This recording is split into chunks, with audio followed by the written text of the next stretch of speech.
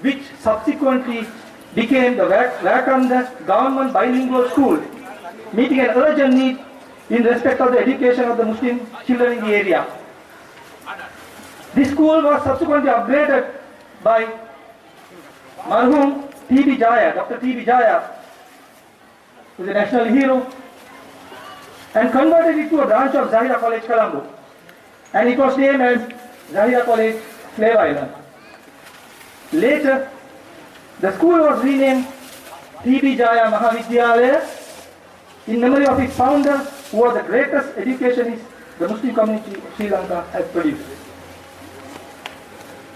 As I mentioned earlier, a masjid should not merely do prayers alone.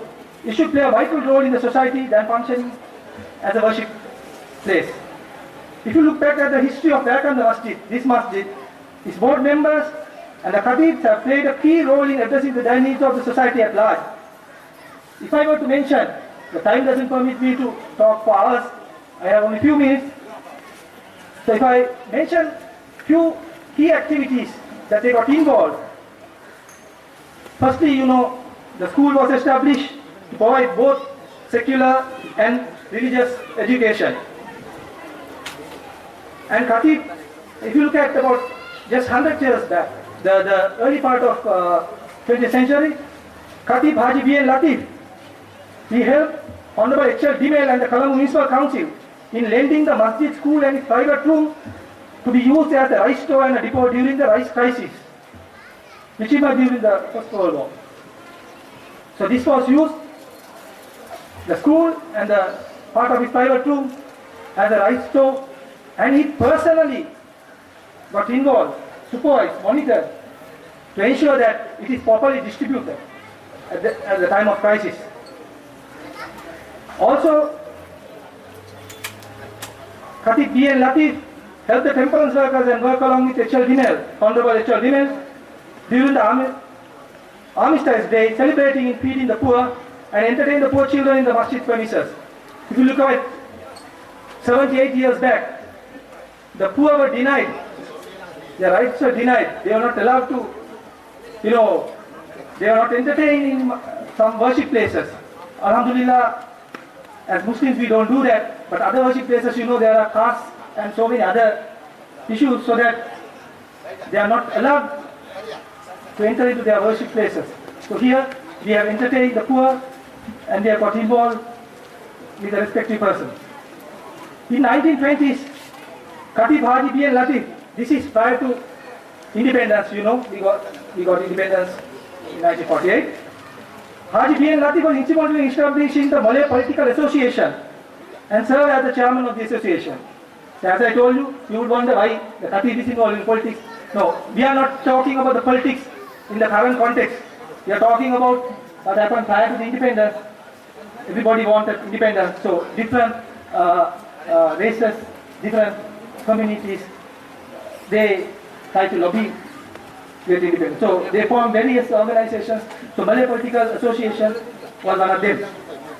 Former Trustee Board President, you all know, Marhum M.D. Kichilan.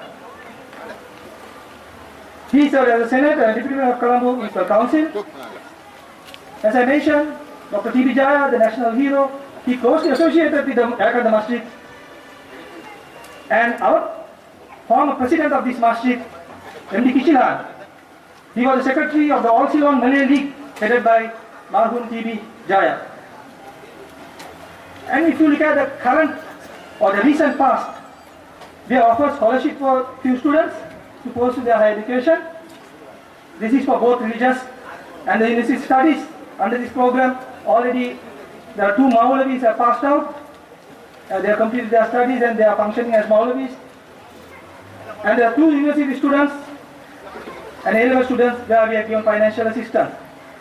And also we have provided financial assistance to T.B. Jaya Mahavidyalaya when they wanted to, because it is actually the government's job to do, because free education is the government school. But still, there are teacher shortages and there are various issues. So when they made an appeal, we gave financial assistance for them to have the volunteer teachers and extra classes and even Holy Rosary School, even though it's not a Muslim school, there are a lot of Muslim students studying there. They didn't even have a teacher to teach Islam. So Alhamdulillah, this trustees made a decision. We will help them to find a teacher and financial assistance given. Now Alhamdulillah, they are learning the subject Islam, which is our way of life. That is part of our life, and everybody should be familiar with the religion Islam.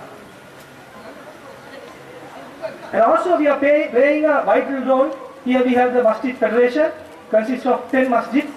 That's called company with the Masjid Federation. And Wekande Juma Masjid being the oldest and the largest masjid, we play a vital role and helping them financially, whatever possible manners. If you go back to the building, if you take 50 years back, we didn't have this sort of a large building, masjid building. And when we found the congregation kept on increasing, we began to find the masjid is overcrowded on Fridays, and then the chairman at that time, Marhum M.D. Kichilan, and the board of trustees had to appeal for funds to extend the masjid. At that critical moment, Mr. S.H. Musaji, he was a very prominent, it was a very prominent business organization in Slave Island, Musajis. He acceded to the appeal and offered to have the extension carried out his own expense. 100% expense was paid by him, and the writing of it was done.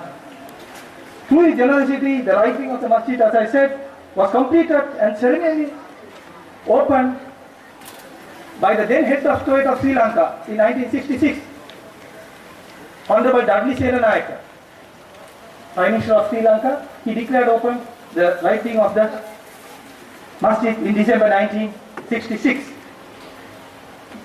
But the new wing also, when the population started growing and a lot of business activities, people started visiting the masjid for prayers, the new wing gave only a temporary relief. And not long before, the problem became once again acute. So faced with the problem, then chairman M.D. Kichilan, Manu M.D. Kichilan, again appealed Mr. Musaji. He responded with characteristic generosity and commissioned the construction of the upper story. Once again, at his own expense, this section was formally declared open by former Education Minister, Marhum Dr. Badruddin Mahmud. Then in 1986, after about 15 years, the masjid was celebrating 200 years. When the trustees made the arrangements to celebrate the bicentenary of the masjid, and coincided with this event, also arranged to lay a foundation stone for extending the southern wing of the masjid to ease the space constraint. Former Minister of Muslim Religious and Cultural Affairs, Honorable M.H. Mohammed, was the chief guest who laid the foundation stone at a public meeting held at which the building fund was inaugurated on 31st August 1986. The construction was commenced in August 1987, after 1 year, with a donation of ₹135,000 through His Excellency Supri Yusuf, the Ambassador of Indonesia at that time. The project took so long, and it was fully completed in the year 2001, adding about 7,300 square feet to the house of Allah for the benefit of the worshippers. We have to mention here Pakistan High Commission. They also donated us, and the Sergeant, Mr. Nasser Al-Kabi, a businessman from Qatar, who just walked into the masjid on a particular day during the construction was on, and he generously donated for this masjid. And in addition, some of the trustees and the members of the Jamaat, they went door to door and collected a huge sum of money and completed this masjid, this level.